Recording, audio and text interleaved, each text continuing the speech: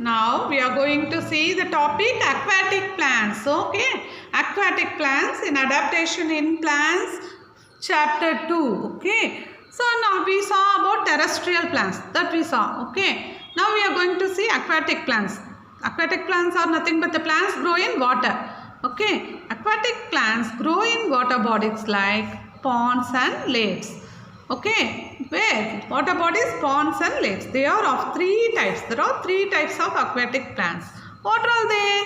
Plants that float on the surface of water. Okay, the plants that float on surface of water. Plants that are fixed to the bed of the water body.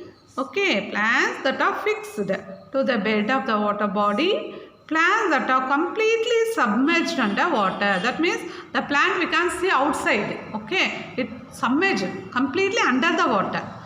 So one is floating, one is fixed. Okay, fixed to the bed of from the bed of the water body it comes out. Okay, and the other one is under the water. Okay, these are all the three types. Aquatic plants have to survive in strong water currents. Aquatic plants have to survive in strong water currents, less sunlight and less air. So what aquatic plants, because the water force is more, no, so they should they should survive in strong water currents, less sunlight, okay, and less air, because in water you don't get much air, no, and much sunlight also inside the water. So it should adapt to that. For that, first we will see floating plants. What? Floating plants. What? Floating plants. These plants float on the surface of the water. They need adaptations to be able to float freely. So for floating it should adjust, no? So floating plants have light bodies which are spongy. See, it has very light bodies. That means the leaves, everything, the structure of the plant will be very spongy, okay, and filled with air. The leaves take in air and sent to different parts of the plant. Their stems are flexible and can be withstand water currents. Okay, duckweed and pistia are example for floating plants. Look here, this plant. This is very light body, light in weight. Light bodies means light in weight and spongy, filled with air so that it can float. And the leaves take in air and send it to different parts. Okay. And fixed plants. We will see next fixed plants. Look here. You might have seen a beautiful lotus in a pond. You know lotus, yeah. You might have seen a beautiful lotus. Do you remember how their leaves look? Yeah, they are broad like a plate. Okay, they are very broad. The stems of lotus plants are hollow. So look here. This is the stem. It is hollow. Why? The stomata are present on the upper surface of the leaf. Here the leaf, the stomata we saw, no, it are under what? Lower surface, no. But in lotus, the stomata are present on the upper side of the upper surface of the leaves. This helps them absorb air and prepare food. The leaves have a wax coat because it has a wax coat to prevent them from getting wet and rotting. Okay, it has a wax coat. If you touch the lotus leaf, it is what? Wax wave type. What? Wax you will feel. Okay, because if it is, the water will what? Stick on the what? It will get, the leaf will get wet, no, always in the water means. So it will get what? Rot. It will get what? Die, no, the plant will get dry. So to avoid that, it has a wax coat on it. Okay, and it has a hollow what? The stem of lotus are hollow. Understood? So lotus and water lily are examples of what? Fixed plants, fixed water plants. And the root is fixed under the bed of the water body. It is fixed to the bed of the, this is the bed of the water body. That means what? If it is a pond, this is the ground of the pond. Okay, from here the plant will grow. And now we will see underwater plants. Look here, these plants. Look here, these are all the underwater plants. We can see outside the water body. Okay, so because they are underwater, they need adaptation to breathe underwater. Since these are under the water, it need water, sunlight and or air. How they are getting? They should adjust to that. How they are adjusting? Let us see. The roots of these plants are fixed to the bottom of the pond. Okay, the roots are fixed. The plants are fixed to the bottom of the pond.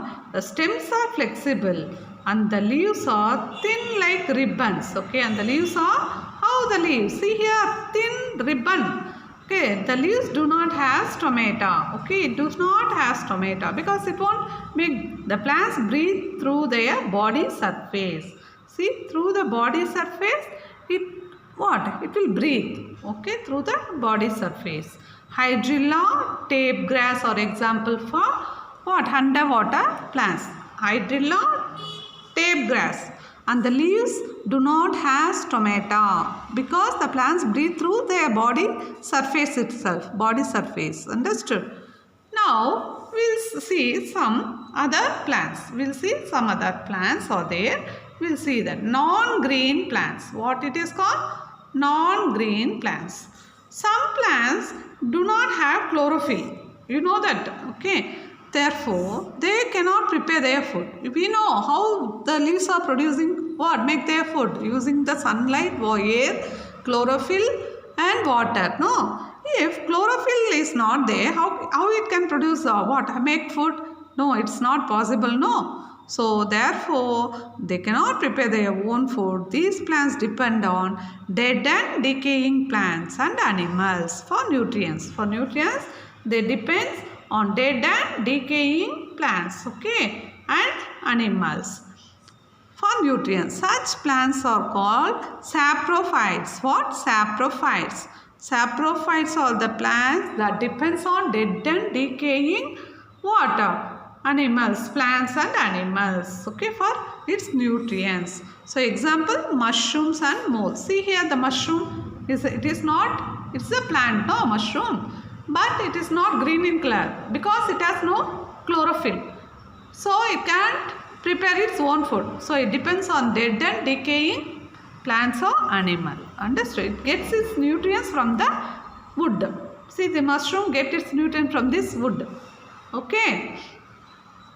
Now we will see one more type, insectivorous plants. Some plants are carnivorous. Carnivorous means what? It will eat the other animals. Okay, carnivorous. Even in plants also, there are insectivorous plants. Carnivorous plants are there. Okay, we know no herbivorous, what? Carnivorous, omnivorous. Okay, like that in animals we saw, no. In plants also they are carnivorous plants. Those are all called insectivorous plants. They eat insects. They trap small insects and digest them. Okay. These plants have special features to trap insects. They attract the insects and eat them.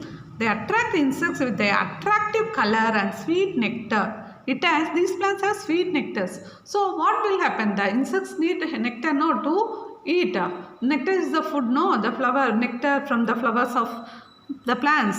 So it will come. What will happen? The insect will come and what? Sit on the insectivorous plants. What will happen? And it will get sticky. Some plants secrete a sticky substance that helps them to trap insect. Okay. After that, it will stick on the leaf. Okay. What will happen? The leaf get closed and it will eat the what? It will eat the insect. Pitcher plant, Venus flytrap are example for insectivorous plant. Example, pitcher plant, Venus flytrap. Okay. Okay, children.